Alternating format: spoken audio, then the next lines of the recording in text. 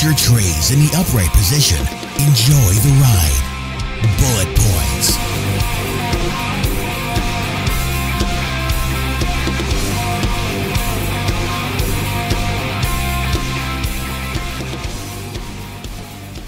Welcome aboard the Bullet Points and the Bang Tango. Tonight I've got Arthur on, my brother from London, and he's blindsided me with a topic he wants to go into this evening. So we're going to let Arthur take the reins on this one and lead us into this thing and see where we go. Arthur, how you doing tonight, brother? Oh, not doing too bad, thanks. Not doing too bad at all. How are you, bro? Haven't done this in a while, huh? No, we haven't. We got the tech to do it, and you suggested that we utilize that tech to go ahead and talk about the Word, because there's nothing better than to talk about the Word, especially if God's given us some new revelations into things, and that's why we're here tonight. So what's going on? What's going on over there? How's things over there in the midst of the lockdown? Oh, I mean, it's all very interesting times, to be honest. Very interesting times to be alive. A lot going on. But, I mean, I'm doing pretty well. All of my loved ones and people I know are safe and healthy. So, doing good. How about you guys over there? I mean, we hear on the news, but it sounds like it's getting a bit crazy. It's crazy here. I'm about 2.5, 3 hours underneath the hottest spot in the United States. It's on the East Coast, New York City. I'm sure you know that. I'm about 3 hours under New York City proper, 2.5 from North Jersey. And North Jersey's, of course, picked it up bad because a lot of people cross over on the trains and all and commute into New York for work. So they brought it over into Jersey. Our county down here, I don't think we've got but a little over 500 cases. And I told you before we started here in our pre-broadcast call that I've been sick for close to 3 weeks. So if I mute out every now and then to cough, bear with me on that. I'll try to mute out so we don't blow the listeners' eardrums. But otherwise, we're doing pretty good here down in South Jersey. And I'm eager to get into this topic we wanted to talk about. Daniel 4, I think you mentioned. Yeah, that is correct. And, I mean, probably before even talking about or maybe reading the scripture, it might be worth going over some stuff that the Mr. Trump has been talking about. Yeah, I mean, we're here to kick it, bro. I mean, if we don't end up in Daniel and we've been on for 2 hours, hey, we'll get it next time. Yeah, but what I wanted to say really is, like, it's a bit of a crazy time with this president. Like, we've all been thrown this Trump card, so to speak, and it's been playing some very, very interesting hands on the political arena. And the thing that I've noticed ever since he was running for president was this thing and the theme that he was speaking about, where he was boasting about America's economy and about how great America is. And it really, really started ringing alarm bells off a little bit. Okay. And it reminded me of Daniel chapter 4, where Nebuchadnezzar has a second dream. And after that dream, he kind of loses his mind. And yeah, he goes off the rails for sure. Yeah. And sometimes when I'm listening to Mr. Trump, I'm really wondering if he's all clear up there in his mind. You mean he might be having a Nebuchadnezzar moment? Well, we'll see. Let's take a read. Let's see what Daniel has to say. All right. You want me to read or you going to read? Yeah, you go ahead and read. I'm not really the best reader. I think you read pretty good. I've heard you read. But let me give a little cough here and then I will get to reading. Hold on. Excuse me. You want me to start right in chapter or verse 1? I think we should just, read the whole thing. Okay, I'll read it. I'll read it straight through, and then we'll go back through and break down. There's a lot here. It's loaded. Yeah. Nebuchadnezzar the king, unto all people, nations, and languages that dwell in all the earth, peace be multiplied unto you. I thought it good to show the signs and wonders that the high God hath wrought toward me. How great are his signs, and how mighty are his wonders. His kingdom is an everlasting kingdom, and his dominion is from generation to generation. I, Nebuchadnezzar, was at rest in mine house, and flourishing in my palace. I saw a dream which made me afraid, and the thoughts upon my bed and the visions of my head troubled me. Therefore made I a decree to bring in all the wise men of Babylon before me, that they might make known unto me the interpretation of the dream. Then came in the magicians, the astrologers, the Chaldeans, and the soothsayers, and I told the dream before them, but they did not make known unto me the interpretation thereof. But at the last Daniel came in before me, whose name was Belteshazzar, according to the name of my God, and in whom is the spirit of the holy gods. And before him I told the dream, saying, O Belteshazzar, master of the magicians, because I know that the spirit of the holy gods is in thee, and no secret troubleth thee, tell me the visions of my dream that I have seen, and the interpretation thereof. Thus were the visions of mine head in my bed. I saw and behold a tree in the midst of the earth, and the height thereof was great. The tree grew and was strong, and the height thereof reached unto heaven, and the sight thereof to the end of all the earth. The leaves therefore were fair, and the fruit thereof much, and in it was meat for all. And the beasts of the field had shadow under it, and the fowls of the heaven dwelt in the boughs thereof, and all flesh was fed of it. I saw in the visions of my head upon my bed, and behold, a watcher, and an holy one came down from heaven. He cried aloud and said thus, Hew down the tree, and cut off his branches, shake off his leaves, and scatter his fruit. Let the beasts get away from under it, and the fowls from his branches. Nevertheless, leave the stump of his roots in the earth, even with a band of iron and brass, in the tender grass of the field, and let it be wet with the dew of heaven, and let his portion be with the beasts in the grass of the earth.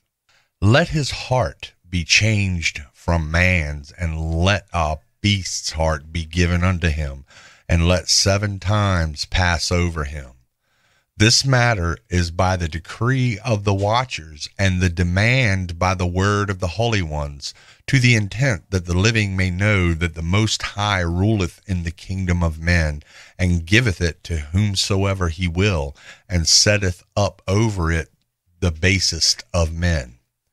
This dream I, King Nebuchadnezzar, have seen. Now thou, O Belteshazzar, declare the interpretation thereof, forasmuch as all the wise men of my kingdom are not able to make known unto me the interpretation.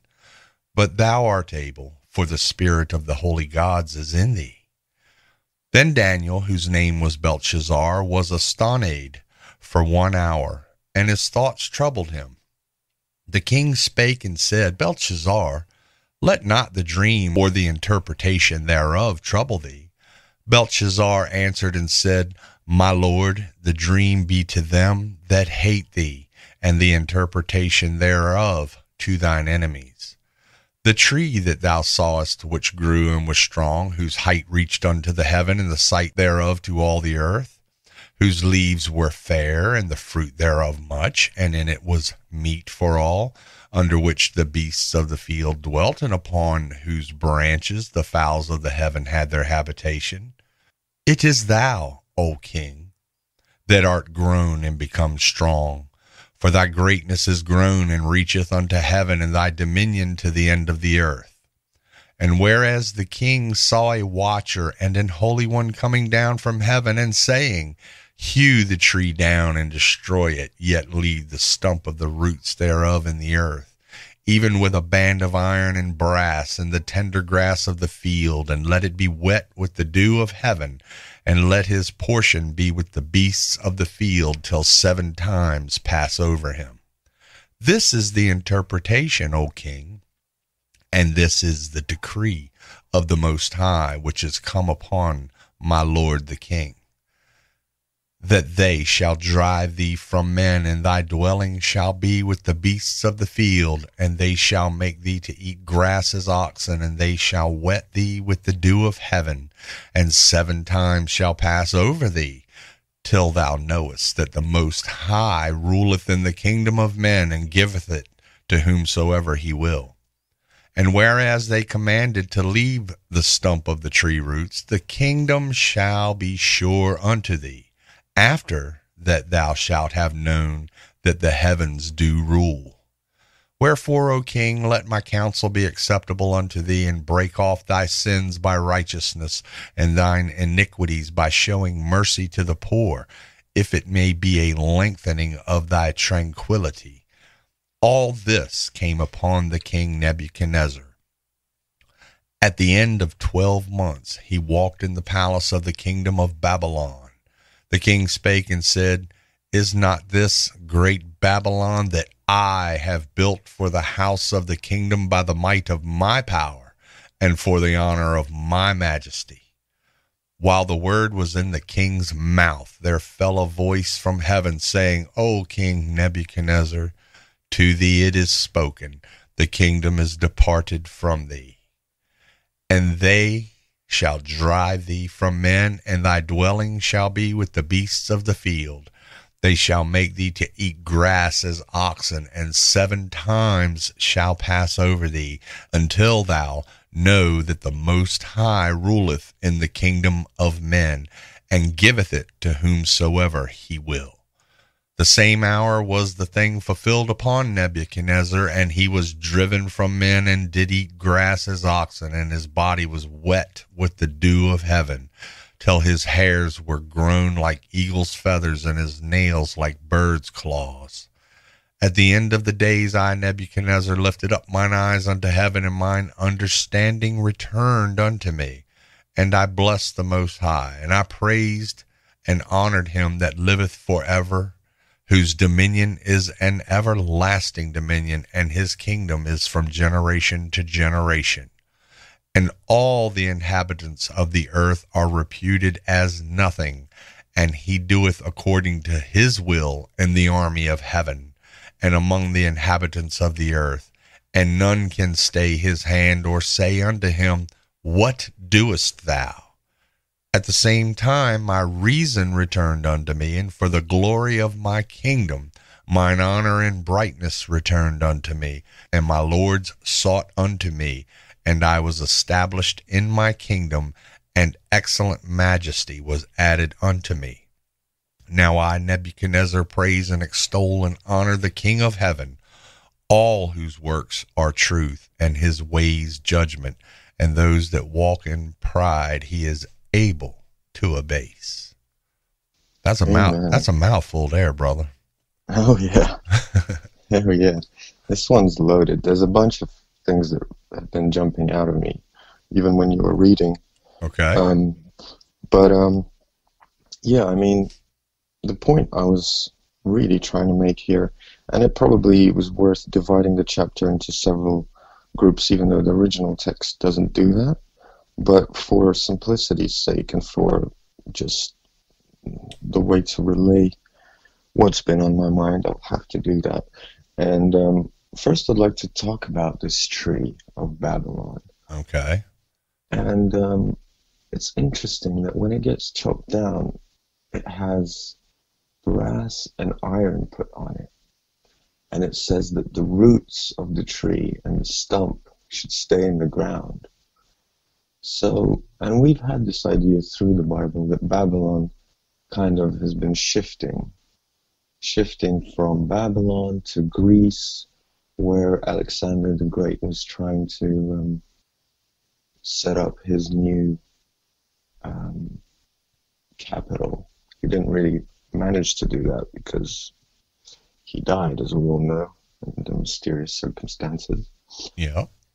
But that was one of his intentions, and he was spreading it was a massive impact that Alexander had on the known world back in the day. He was spreading culture, and I think the interesting thing about Greece and about that boom that they had with the empire of Alexander the Great is that it was only in the lifetime of this one man. When he passed away, it all fell apart. Whereas Rome, which is also, by the way, probably worth mentioning that brass in the previous image of Nebuchadnezzar, in the previous dream of Nebuchadnezzar with the image, also represented Greece. And the same with iron. Iron represented Rome in the image. And here we have iron put on the stump that's being chopped down. And iron, I mean, what was so unique about Rome? They were also massive, had a massive spread of their culture.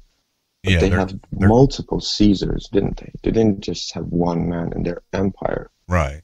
Hanged around for quite a bit. Yeah, I think Rome was 200 and some years.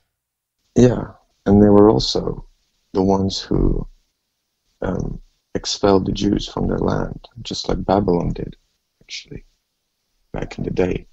And Paul actually calls Rome Babylon as well. I think he does, doesn't he? Mm-hmm. So that stump is still in the ground, and the roots, they go deep. They go for thousands of years back to Babylon. But the empire, the spirit behind this empire, has been moving around.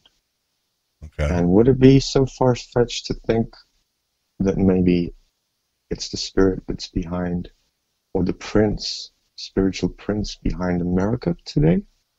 I don't think it's far-fetched. I mean, certainly more conversation we're going to have. Hopefully we can shed some light on maybe that's it. But I mean, just from what you hit me with so far, a lot of the things that were in Rome architecturally, philosophically, poetically, all kind of seem to have moved all the way to the United States. Yeah, I agree. We have the games, right? Mm-hmm. Give the people games and bread. But it's not only an American thing. It's the Western culture. It's kind of like the capitalist culture of some sort. Right. It's been spread through America, though. Don't get me wrong, like with Hollywood and entertainment industry, that's massive. But it's also been adopted here in Europe, for instance. So we could say upon many waters. Oh, yeah, exactly. Okay. Exactly where I was going with All right. Those branches spread over all heaven. All the beasts of the earth were gathered under that tree. So, I mean, yeah, let's think a bit more. And I think that, I mean, maybe this is for some other study we might have. I don't know if we'll have the time to go into counting the empires, because it says 7 times will pass, and it seems like the spirit of Babylon has been shifting around. Would we be able to track it down throughout history? How many times has it been reoccurring? I think there's a brother that if we had him on right now, he could probably shed some light on that for sure. You know who I'm talking about. Oh, yeah. Brian. Yeah. But exactly. He's the I was history thinking buff. about that as well. The scripture does say that every truth is established in the mouth or the eyes of 2 or 3 witnesses. So we need a third one. Yeah. Well, yeah, we should get him on. I could actually probably try to call him. I don't know if he would answer. I could message him and hit him up, but we'll keep moving. I think when it was talking about Nebuchadnezzar's dream, that the 7 times were actually what we're told they were times. Now, were they seasons? Were they years? Were they sets of years? Yeah, well, that's a very interesting question, isn't it? I think maybe in the historical context, because this did actually happen to Nebuchadnezzar as well, I think it was probably the 7 years. But Daniel refers to the 7 quite a few times in his book. And we know that when he refers to 7 weeks, 7 months, it not all necessarily means literal 7 weeks or 7 months. there is more to it. It's just I can't wrap my head around it so far. I've been trying, and I've been counting through history as well, but it's a tough one. It's a tricky one. We would need Brian on this for sure. I'm sending him a message. Yeah, that would be cool. But yeah.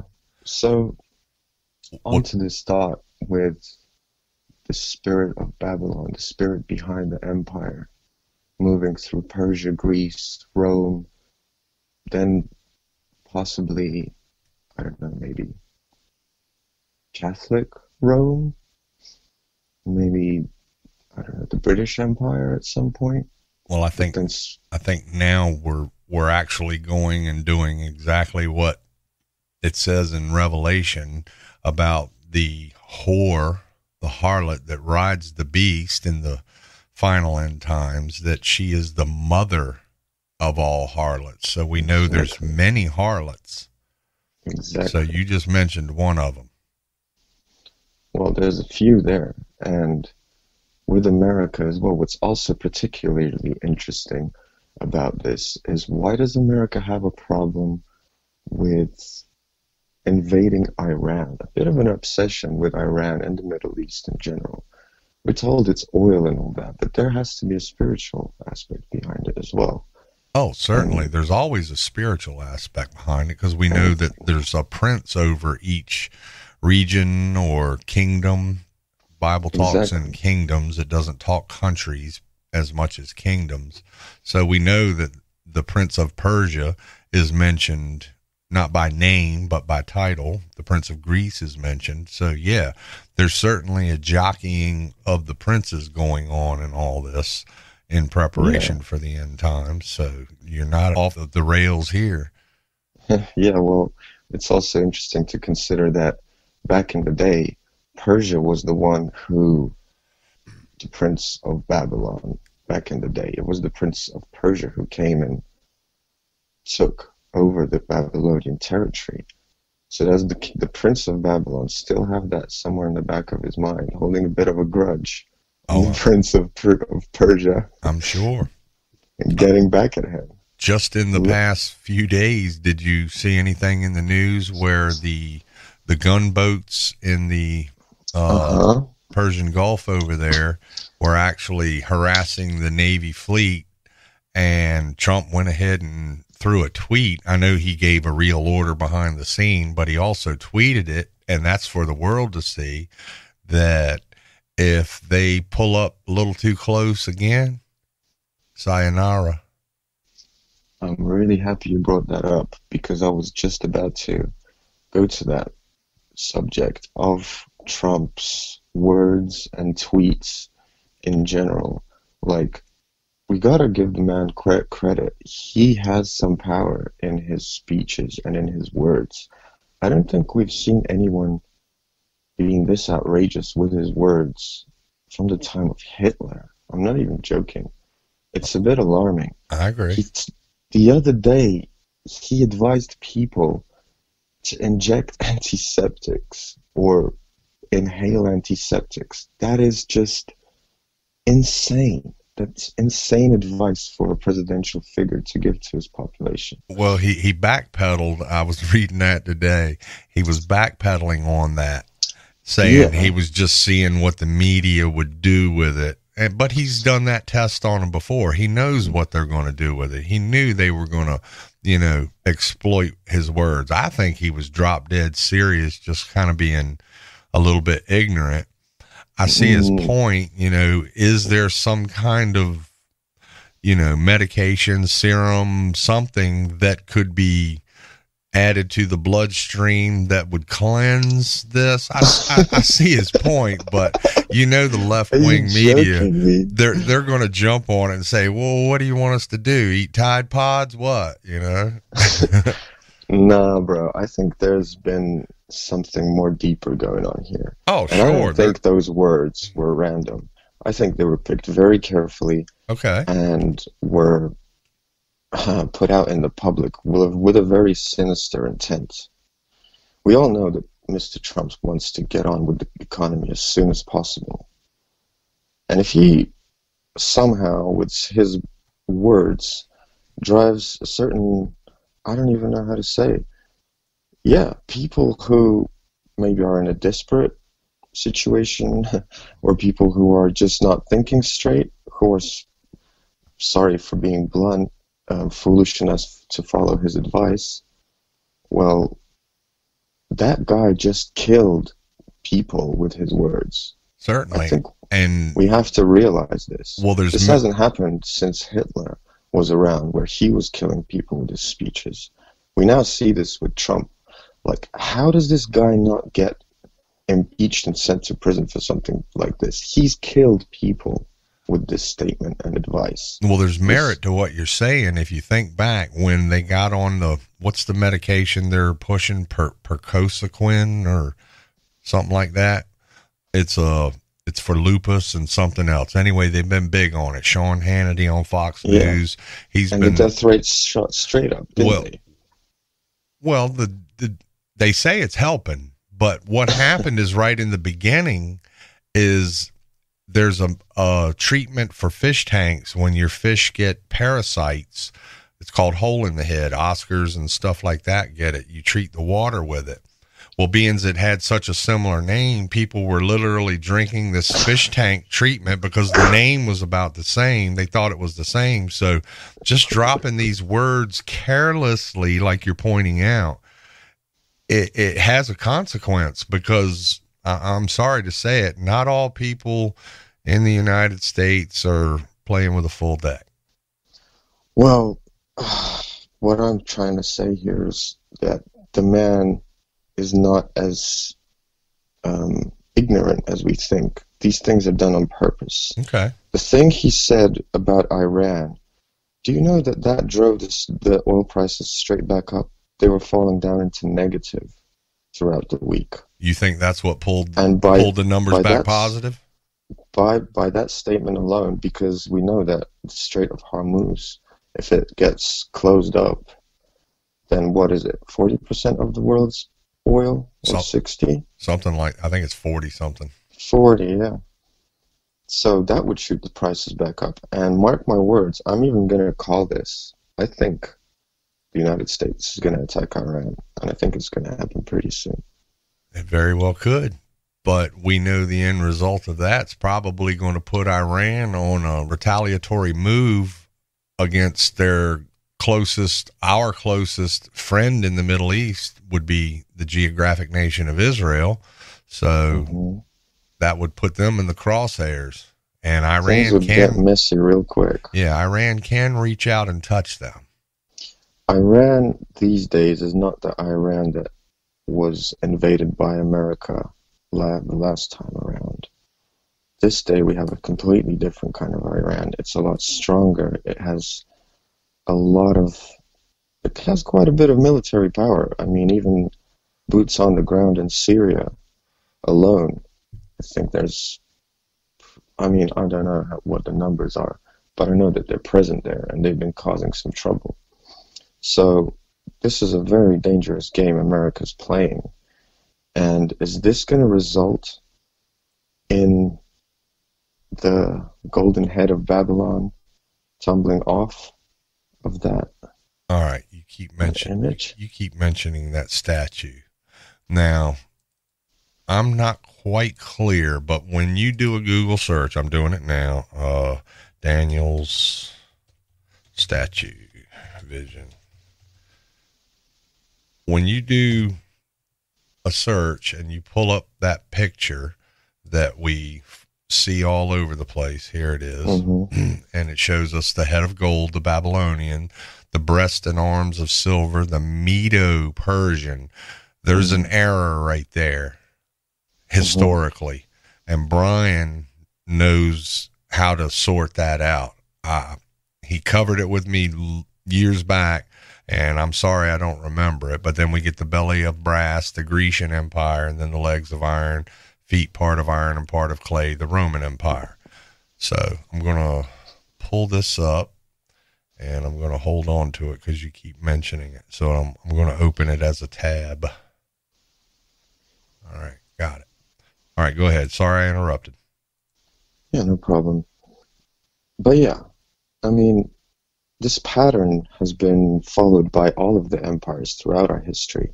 Every single empire rises to its golden age, gets to its pinnacle, and then just slides back down, usually deteriorates from the inside, Okay. and gets taken over by a stronger one. Um, this has been happening with Babylon in the beginning, Persia, Greece, Rome, and so on with every single one. And I think we're about to witness it with America. And in fact, I think we are probably, prophetically speaking, in verse 15, where we see Nebuchadnezzar walking around his palace, talking about how great he is and how boasting about the great Babylon that he's built. That's almost a direct quote from Mr. Trump's mouth. Yeah, Mr. Trump has gone quite proud on the microphone many, many times over, and more so in his tweets. I mean, he definitely ain't scared to boast the U.S. up, but in reality, behind this COVID-19 pandemic, with the economy crashed like it is, and the debt we have acquired in the bailouts, bruh, our dollar can't be worth much more than pennies right now. I know, but he's still oblivious. He's losing his mind, just like Nebuchadnezzar was. Okay. This is what's happening. All right. So that's where we're at. The empire is basically losing its mind. Look at what it's doing. The trade war, everything it's stirring up in the Middle East, it's going off the rails. Yes, it is. Yes, it is. And these are the signs. I'm glad you brought that up. The trade war. Okay. There's conspiracy, which is a truth that is happening, and people join themselves to it. And then there's a conspiracy theory. Now, I just keep looking. I've watched 100 different people talking all about this, that it's a scam-demic and da-da-da-da-da. You know, it's real. There's a real virus going around. Is it as bad as they're saying that it should have shut the whole planet down? I don't think so, but that's an entirely different discussion.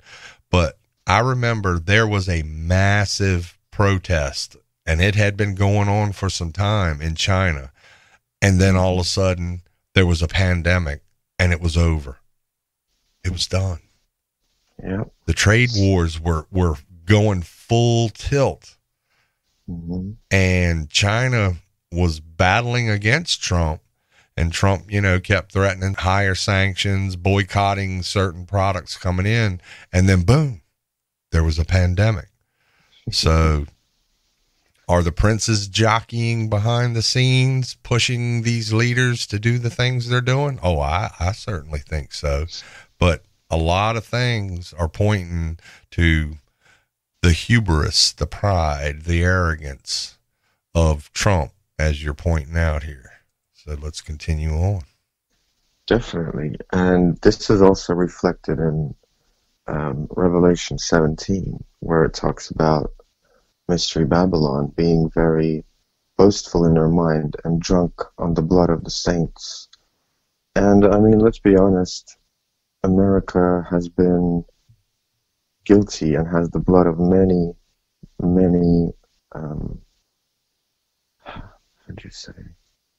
innocent people. Many innocent people. Yeah. And that's how it's been thriving. And the thing here that Daniel tells Nebuchadnezzar, he says, if you repent and take care of the poor, then you will gain grace in the eyes of God. Right. And maybe he will prolong your rule. Now, me and you haven't done any kind of recording or discussion and recorded it to be put to a broadcast or a podcast in a long time. But that takes my mind. I mean, what I'm saying is I don't know how far off our topic of Daniel you want to trip into other verses that are jumping out at me. When he told Nebuchadnezzar that if you were to just, do right, rule with justice and equality, is basically, it tripped my mind to, what is it, Psalm 82, is it? I'm opening up another tab here. Hold on. 83, maybe? I think it's 82. Hold on. No, it's 82. Oh, where God's talking to the divine council. Mm-hmm. Most people think this is judges or Sanhedrin or something. This is talking to the divine council in the heavenly court, in the throne room. God's talking to other Elohim, and he said, God standeth in the congregation of the mighty. He judges among the gods. But he says, how long will you judge unjustly? He's talking to the princes. And accept the persons of the wicked, Selah. And he tells them, defend the poor and fatherless, do justice to the afflicted and needy. So I would almost say that at the same time, it's directing towards Nebuchadnezzar. It could also be speaking directly to the prince of Babylon. Mm-hmm. Yeah. I think it's almost one and the same thing. The ruler, the horn, or the king is the representation of the prince, basically, on earth. Because everything has a spiritual and a physical representation. Anything that's physical first happens in the spirit and then gets projected into our material plane. So there's definitely a spiritual war going on behind the scenes that we can't see. And talking about the pandemic, I think the Bible is also pretty clear about pestilence being an entity as well. That's what it speaks about most of the time when it comes to sicknesses or the angel of death passing through. Yeah, well, then we're back to the Exodus. It's back to the Exodus, or there was also a place in, I can't remember, either Kings or Chronicles. It was when David got a bit older, and he also had a bit of a Nebuchadnezzar moment where he kind of became a bit proud and trusted in his own strength, and he ordered his servant to go ahead and count the children of Israel, because he wasn't trusting. He wanted to know exact amount of soldiers that he had. He wasn't trusting in the hand of God to save him like he always has been. And God didn't take too kindly to that, did he? No, not at all. He sent pestilence through the city, and it said that it was an angel with a sword walking through and cutting down. Yeah, and he stayed the angel's hand at the very last second. At the threshing floor, exactly. Yeah. That's an interesting story as well. And considering, what were those people in China protesting about? Do you remember? Oh, I think you told me the other day it was about being tracked through social media and a few other things. It's a surveillance system that they're rolling out onto the citizens. Which 5G is part of. Yeah, which is kind of what David did back in the day with his people. With the census. Yeah, where you count everyone and you have everyone under control. They're planning on implementing, or might even already implement it, I'm not sure, kind of like a score system. So you have a social score. If you, walk over the street on a red light, it will take a picture of you, put it up on a screen, and shame you. It will bring down your score, and you won't be able to get certain benefits or fly out of the country or whatever, because it is a communist state. And that's what the people didn't like. It sounds like a precursor to not being able to buy, sell, or trade. Oh yeah, a little bit. System. It is a bit crazy. Yeah. But Looking at all this, I think at the end of the day, there is a very important point to make. This is not the end yet. This might be the beginning of the end. I think we're definitely in the birth pains, and this is the exact place in Matthew 24 where God talks about pestilences and earthquakes in diverse places, wars, rumors of wars. And he says, do not be deceived. I think he repeats it 3 times. Do not be deceived. The deception is going to be the main sign of this time. Well, right now you can't tell whether you're coming or going if you're following the news. Let's just say your Facebook news feed, because I got mine set up with like 15, 20 different places I get news from. And one will be saying one thing, one will be saying another, then this one says that, then you catch a YouTube video and they're saying this. And I mean, you don't know whether you're coming or you're going unless you know how to sort it out. I think Jesus called that eyes to see and ears to hear. Amen. There is deception everywhere. Yes, and it is. That's exactly what we should be asking for. We should be asking every day for that wisdom and for those eyes to see and ears to hear. Exactly. That's the only way through this darkness. Yeah. So Trump is exhibiting the hubris of Nebuchadnezzar, and you're basically looking at America about to fall. I think he's the king of Babylon, and we're seeing through Trump's presidency, we're seeing it turn into we're going to see the humiliation of Babylon. We're going to see how it turns into a beast, as in loses its mind, man. Because it's doing what America's doing in some ways is absolutely, it's shooting itself in the foot on all fronts. Yeah. There was a broadcast done a while back from the crew we used to run with, and they were looking into the word and covering a word called Amaranimos and tying it to America. I think that's how they pronounced it, Amaranimos from the Greek. At the time, I kind of didn't buy into it wholeheartedly, but I always keep things on a back burner to look at later. And I still have the audio file of that I could share with you if you don't have it, because I don't think it's still up. So we could cover that and add it to and see if we can pull anything out of it at a later date. Not on this one, of course. But, yeah, America is shooting itself in the foot. And I'm not talking about with a little 22 either.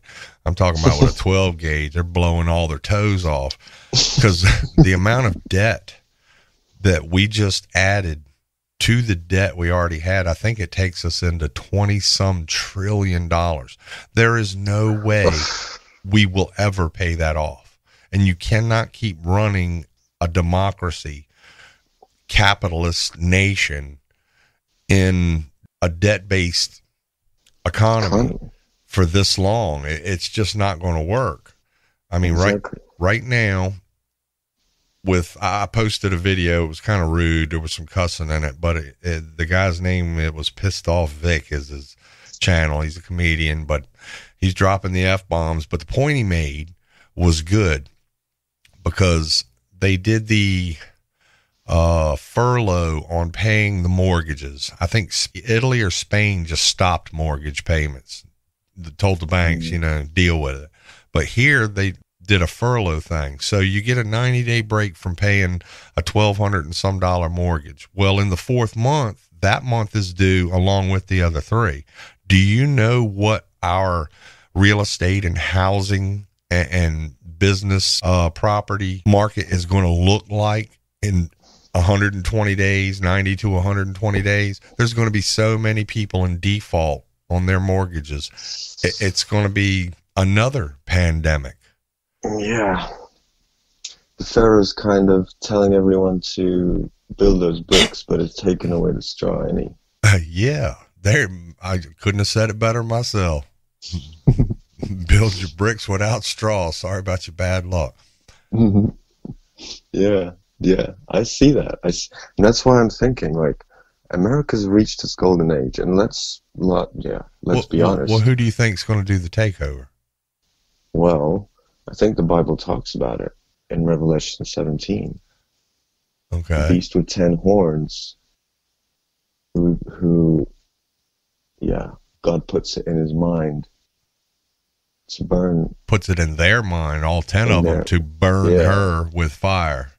yeah. And Well, at this stage, let's take a look at how America's been behaving while it's been on top of the world for all these years. And I'm pretty badly. sure that we have a couple of countries that are pretty mad at America for being at the bottom of the list for so many years because America's been on top. Yeah, can't argue with And you a bit there. I could see even now already a confederation of countries kind of putting their strengths together and combating the US. And with this whole crisis, I mean, I don't know how the EU is going to look like after all of this blows over, because they've been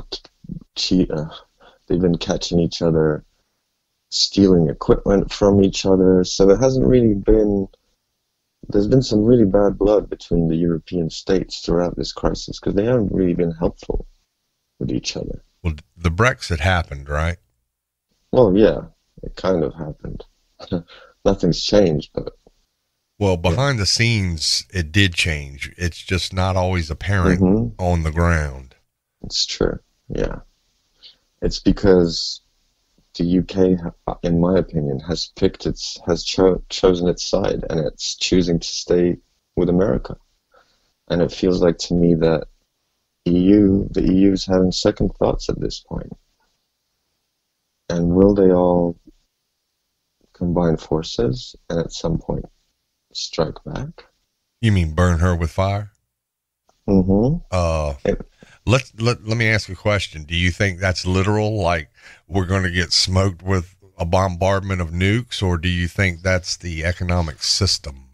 Oh, that's a good question, but it does say that the traders of the earth are standing on their ships from a far distance, afraid of her. Does it say afraid of her plagues or of her torment? Something like that? You want me to go pull it up? Maybe a good idea, but if it says torment, that very well could be an economic collapse and a society just descending into chaos. Because America is a very special country. Let's look at it how it is. It's pretty much the only country who's armed all the way up to its teeth. And if something goes down, I mean, it's going to be a bloodbath. Well, let's see. And now we'd have to do a whole nother broadcast to cover the beast and who that is. So we're not going to talk about who the beast is, but we're going to cover the 10 horns, which we know it tells us who is who. It says in verse 11, starting in verse 11, and the beast that was and is not, even he is the eighth and is of the seven and goeth into perdition. And the 10 horns, that's who we've been talking about, these 10 kings that will form an alliance, which thou sawest, they are 10 kings. The 10 horns on this beast are 10 kings, which have received no kingdom as yet, but receive power as kings 1 hour with the beast. These have, here you go, Arthur, one mind, and shall give their power and strength unto the beast. These shall make war with the Lamb in the end when he comes, and the Lamb shall overcome them, for he is Lord of lords and King of kings, and they that are with him are called and chosen and faithful. And he saith unto me, the waters which thou sawest, I think we mentioned them tonight, where the whore sitteth, are peoples and multitudes and nations and tongues. And the 10 horns which thou sawest upon the beast, these shall hate the whore, and shall make her desolate and naked, and shall eat her flesh, and burn her with fire. For God hath put it in their hearts to fulfill his will, and to agree and give their kingdom unto the beast, until the words of God shall be fulfilled. And the woman which thou sawest is that great city which reigneth over the kings of the earth. I think the verses we're looking for are in 18, maybe, about the ships afar off. Where is Starring, I'm not. that? Here it is. I got it. Saying, alas, alas, that great city that was clothed in fine linen and purple and scarlet, and everybody wants to blame that on the Roman Catholic Church, and decked with gold and precious stones and pearls. For in 1 hour so great riches is come to naught, and every shipmaster and all the company in ships and sailors and as many as trade by sea stood afar off, and cried when they saw the smoke of her burning, saying, what city is like unto this great city? And they cast dust on their heads, weeping and wailing, alas, the great city. We were all made rich. Costliness. But there you go. They're all crying about not being able to trade because no one's buying their goods anymore. And who's the biggest consumer on the globe these days? We are. Who buys everything from everyone? We do. Where do we get it all? China. Yeah. That's what's crazy. And while you were reading that, another thing jumped out of me that we've actually just been reading over in Daniel 4. It said a couple of times that they will receive power for an hour or something. Did it say that? Yeah. Hold on. These are the 10 kings that will receive power like for an hour or something. Or she will be burnt in an hour. Was that something like what? I think I heard an hour in there. I'm scanning real fast. I'm trying to hurry so we don't have big dead portions of no discussion. Mm-hmm. But yeah, I'm pretty sure it was there. You can take a look, and I can take a look, and I can read Daniel 4:19, where it says, Then Daniel, whose name was Belteshazzar, was astounded for an hour, and his thoughts troubled him. The king spake and said, Belteshazzar, let not the dream of the interpretation thereof trouble thee. Belteshazzar answered and said, My lord, the dream be to them that hate thee, and the interpretation thereof to thine enemies. So it's pointing to the same theme. It talks about her being destroyed in an hour, and here Daniel is astounded for an hour, and then he warns the king of Babylon that this dream is about his destruction. An interpretation after 1 hour of being astonished. Yeah, but that 1 hour, yeah. that 1 hour word is the same one that's coming up in Revelation. Yeah, both 17. This and Revelation are both technically an interpretation of a vision. Yeah. They're like mirror passages. Yeah, exactly. So there you go. There's another little correlation. All right. Hold on. Leave. Cancel. I'm trying to add Brian. Cancel. Okay. It was right here. Arthur and I tried to add our brother Brian, to the call, but the audio was very broken and pretty much unusable. So we had to go back and listen to the end of our first audio, figure out where we left off, and try to pick up pace. So bear with us in getting back on our Kaiser, and hope you enjoy. All right. So with these correlations, with the hour and Daniel 4:19 and Revelation 17, 18 there, whatever it was, you think that the United States through Trump right now is what you're pointing at is we're mirroring Nebuchadnezzar and this vision, right? Mirroring the madness of Nebuchadnezzar. I think at this stage we are at the point where Nebuchadnezzar is still boasting, but it's starting to slide downhill, especially with his recent comments. It just really makes you wonder if the man is in the right mind at all. And with Nebuchadnezzar losing his mind for those 7 years, I mean, it feels like to me that this is what's happening. And I think a good point to make as well is that this is not the end yet. This is not, I've already seen a lot of people refer to Trump being the Antichrist and the little horn with the boastful mouth. And don't get me wrong, the guy does have a boastful mouth, but we have two players in the end times with a boastful mouth. True and that. one of them is Babylon. Well, you get the man, the false prophet, and you get the beast. But Yeah. we're riding on that beast, riding the coattails, or however you want to see it, is that harlot. And if Exactly. you look at it from a global perspective, and that's what I think you're trying to get us to do, is look at it in a modern day, right now, live on the ground view, is that America seems to be fitting that little glass slipper to the exact size.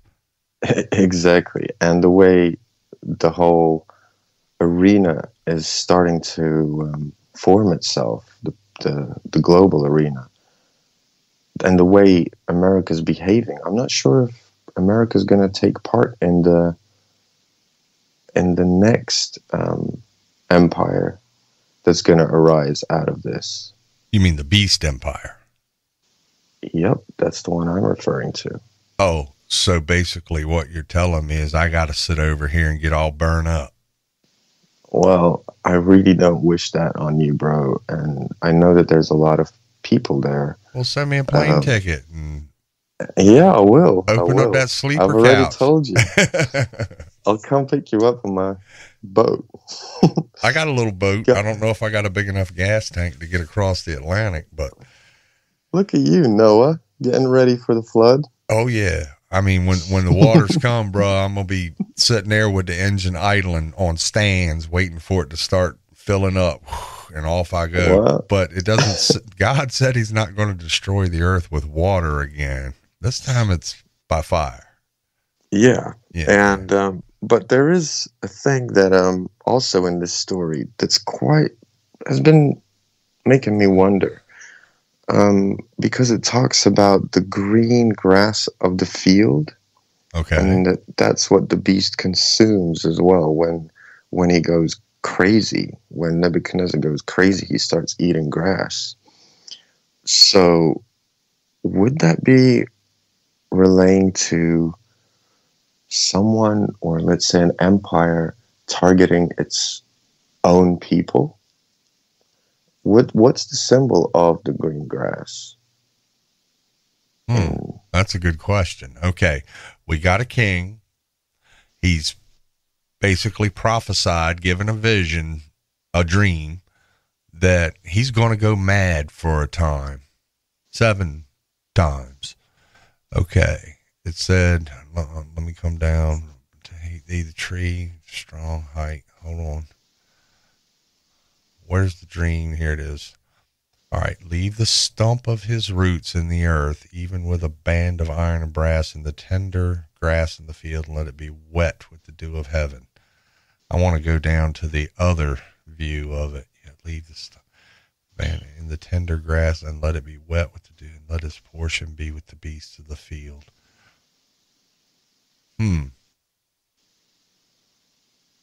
Right now, nothing's clicking with me, and I know it should be, but. Well, it says in Revelation when the locusts come out that they are told not to touch the green grass. True that.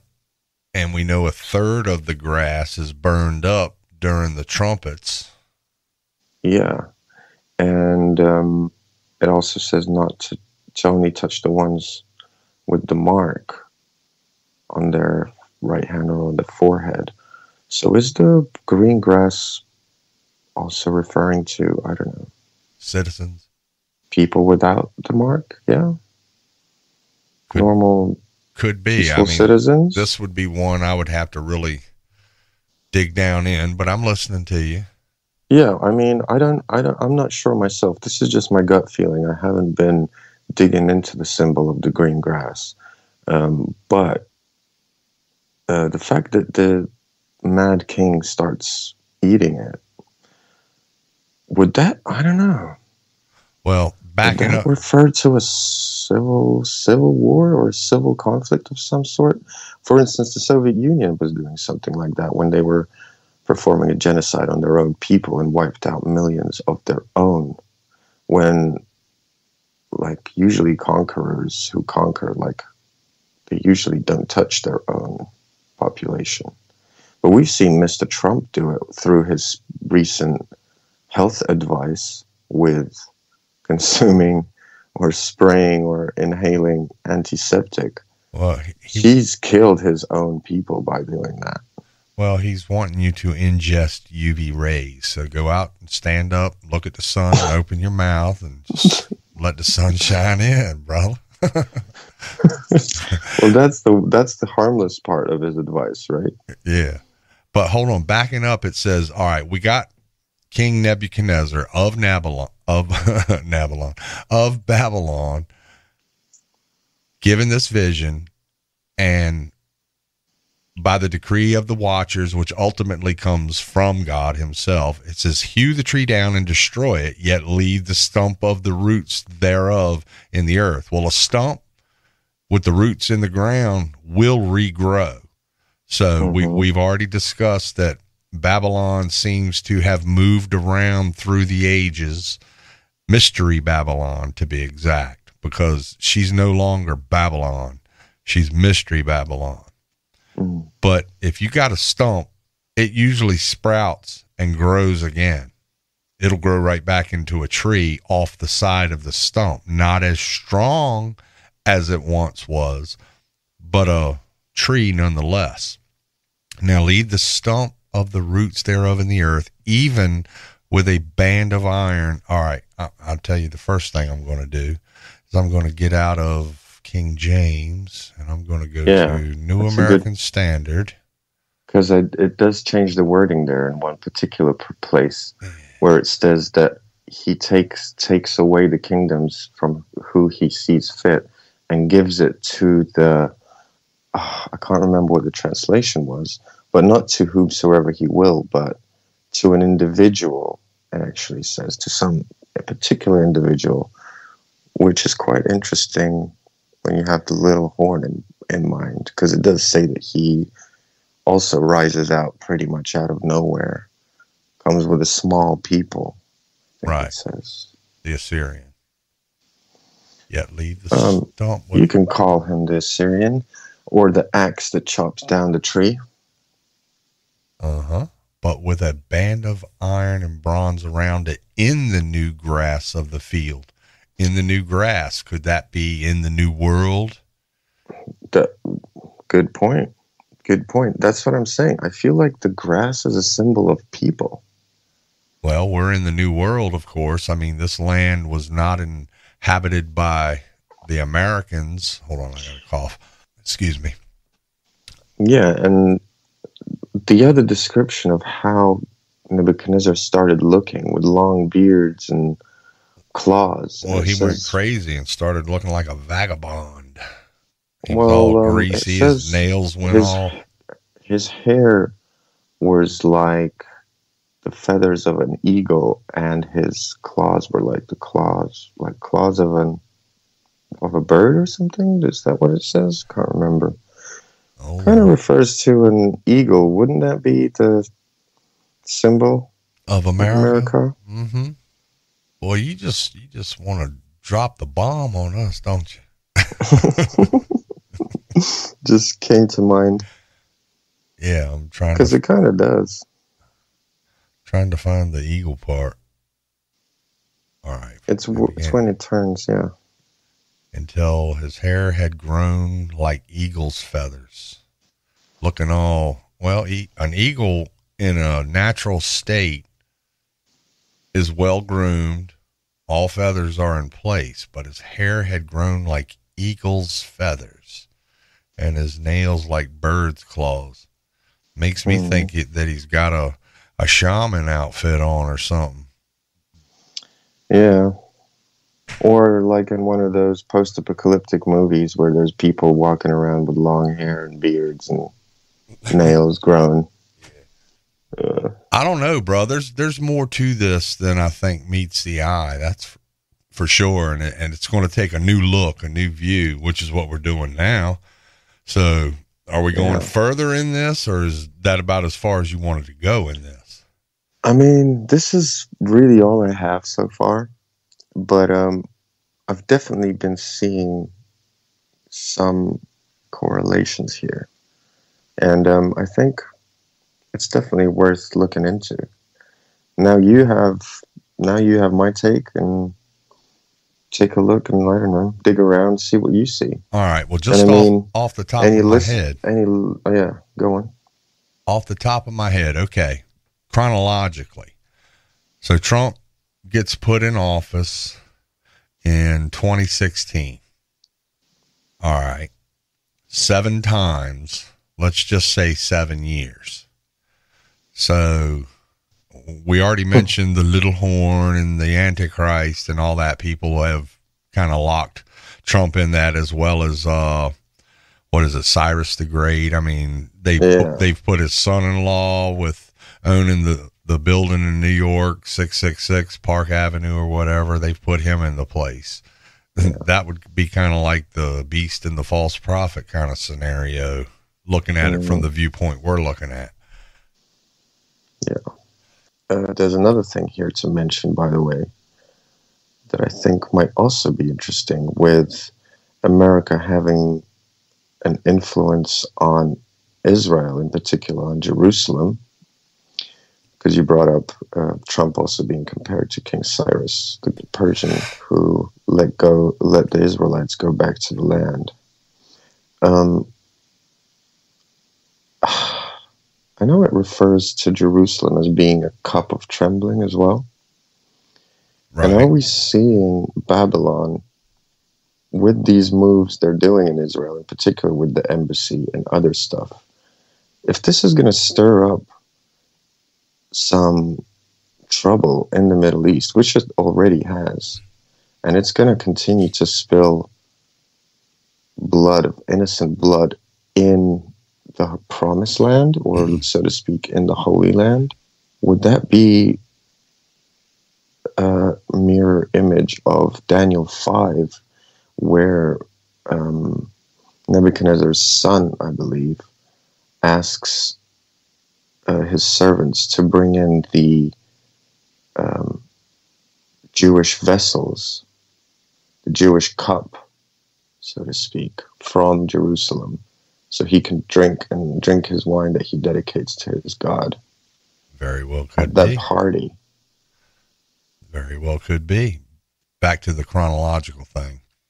So, modern churchianity, Christianity has, it's 3.5 years on one side and 3.5 years on the other. Well, we know that that's not exactly accurate, but we're pushing up on the 2020 election. So if Trump's going to ride out the last half of 7-year Great Tribulation, as they call it, it's about time he stepped up a little further than what he is. And what better way to be able to step up than to put total control on an entire populace of a nation, get them locked down, and get your system up and running, because we know that the 5G was basically, brought online in Wuhan. And somebody sent me an article actually while we were on about Trump's push, his great push, or he's itching to get 5G rolled out. Now, do I fall all into the 5G conspiracy theories about it causing the virus or killing people? No. Do I know that radio waves, when you amp them up in power, being I was an electronics technician in the Navy, when you have a radar unit or a radio broadcast receiving unit, microwaves, they do cause sterility. They can burn your skin. They can alter your DNA. I didn't learn that then. I learned that later on. But 5G certainly could be detrimental to people's health. It could cause cancers. I'll buy into that. Is it tied to the Wuhan, and this virus? I'll take that with a grain of salt. But his push for it, we know that a system has to be in place, and we were taught that there will be no system in place, that the mark is going to be more like a brand than anything. You've been branded like cattle would be more how you would be able to buy, sell, and trade. So with everything we see going on now that Trump is doing, the lockdown, the big push for 5G, this, that, the other, 101 different things we're looking at in the news cycles, we have to look at from a fresher perspective than what we looked at together when we were running, 4, 5, 6 years ago. So that's what Agreed. I know you're doing here is you're going back over things we covered back in the day, and you're linking them more to a modern, what do we see on the ground now perspective. Exactly. Yeah. And I think the Bible is unique like that, and it is God's word, and there is nothing new under the sun, as Solomon has been telling us in the Word of God. And yeah, I think we're seeing it, and I think it totally makes sense in the light of our modern history, because, well, people are just making the same old mistakes all and over again. That's why history keeps repeating itself. I'll agree. Humans just don't learn, do they? And that's why we're seeing the exact same pattern with every single empire that rises to its golden pinnacle and then tumbles down after deteriorating from the inside. Happened to every single one of them. Well, go ahead. So, yeah, and I think at this stage, I don't think we're there yet, but I think we're starting to see Babylon, or modern day Babylon, being it's not being displaced yet, but it's getting there. And I think right now we're just seeing the ruler, the king of Babylon, Mr. Trump, losing his mind. I think that's where we're at. That's a conclusion. Definitely we're going to have to keep our eye on as far as whether he exactly is linking up to this vision, or did we mistakenly make that tie? It's definitely worth considering, in my opinion. Because he is the number one on the world stage. He is. And, there is a little bit of hope in this message as well, because Daniel does say that if Nebuchadnezzar repents, turns around, turns to righteousness, and starts taking care of the poor, showing mercy to the weak, then the life of his kingdom will be extended. So, could this happen? I personally would love it to, because I have a lot of friends let me say in the United States, and guys, and I'm worried for all of you guys. Oh, I'll be all right. They can't kill me, bro. All they can do is change my zip code. I know, but I wish there was a little bit of more time for even more people to come to God, because I think through these kind of crises, people do tend to draw closer to God because they feel vulnerable. Right, but we know that the fullness of the Gentiles, once that last person has come in, it's game on. Now, you were talking about the message of hope in this message here. Ultimately, Nebuchadnezzar does repent, and his kingdom is restored. So let me throw this perspective at you. We're kicking the can a little bit here. Let's say he comes back around. He gets off his high horse. He bows down, prays, humbles himself. And for that reason that the restoration comes, the 10 kings don't like it that we're being restored, brought back to, God's full potential for this nation and this man. And that's why we're ultimately burned with fire. It could very well be, man. That's a really good take on it, because it also says that they hate her.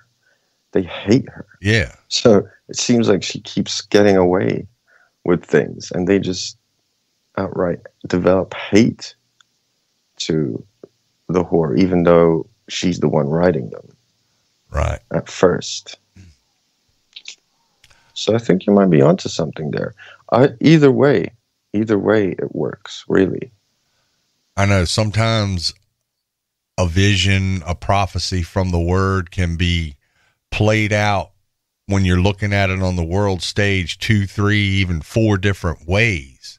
And you don't know which way God's going to move the chess piece until he moves it. Yeah. So it's a guessing game. But I mean, kicking the can through the word like we're doing now, I mean, that's the greatest thing we can do. Number one, it gets you in the word. Number two, it gets you to think rather than just swallow up what a pastor screams at you from the pulpit and, you know, claims that he's got it all figured out. Because prophecy, prophetically, if anybody thinks they have it figured out, well, they got another thing coming 9 out of 10 times. Yeah. And this is the thing. Ultimately, with prophecy, it's not a crystal ball. We're not supposed to be sitting here and trying to guess what's going to happen in the future. And I think it refers to prophecy in the Bible saying that we usually understand it when it comes to pass. And that's how you know that it's been fulfilled, when it's already happened. Exactly. And not looking ahead. Although we can, I mean... Well, it was given to us to look ahead. Yeah. So we can recognize the patterns, but when to focus and lock it in, you can only really happen after the fact. Right.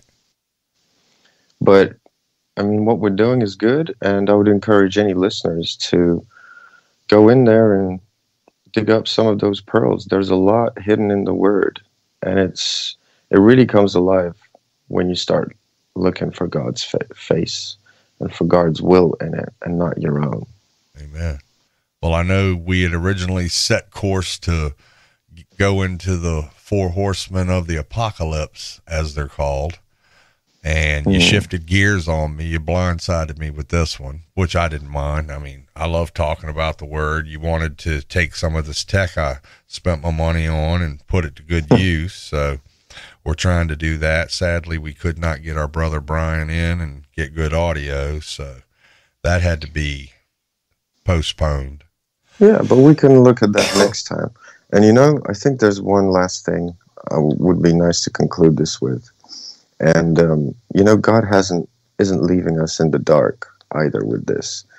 And in the next chapter, in chapter 5, that's when the handwriting comes on the wall and everyone understands that Babylon is going down.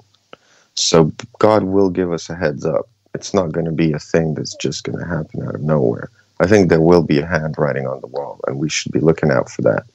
And the time when that handwriting appears on the wall is when the Babylonian king defiles the sacred gobble. What is it? What is it? They bring the vessels, the sacred vessels from the temple. Goblets, yeah,